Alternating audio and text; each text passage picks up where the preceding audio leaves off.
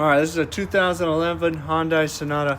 I have to do the shock, I have to do the sway bar link, but I also have to do, as you can see under here, this ball joint. So the ball joint is gonna be new for me.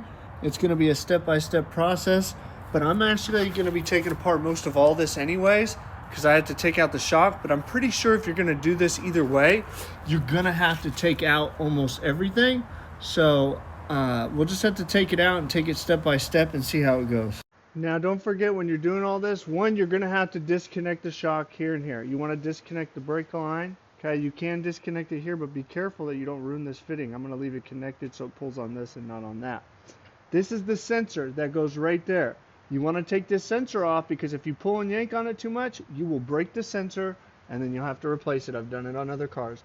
When we do this, we're gonna have to take off this bolt, this nut, and we're gonna have to take out the axle, because we're gonna have to get to this, which is there's gonna be a bolt on top. So you're gonna have to do that, which is gonna be a little bit of a hassle, but it should be easy. So as you can see, we got the shock out because I had to take it out anyways, but you're gonna have to disconnect the shock anyways.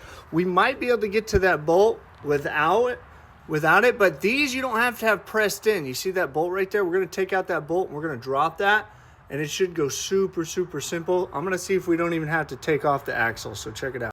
All right, now on the last one, because I gotta do both of them, I watched a video and they kept all this on. They took off this bolt, and like pried it out. But I'm telling you right now, because I put it all back together and then tried to pry it, it was horrific. I mean, absolutely horrific. The guy makes it look easy on the video. It was not easy in any kind of way. So I don't know what magic fairy dust he's using, but it never worked for me. So I'm going to try it with taking everything off on this one, and I'll let you know which way is better. See, here's this one apart. Look at all that room you got to deal with compared to the other one. There's no room. So I think this is a better go, but I'll still let you know here in a second. So they want you to wedge something in there, which I don't have really anything that good. It needs to be shorter. And then I've been taking this, and I'm taking that, boom, and I'm hitting it.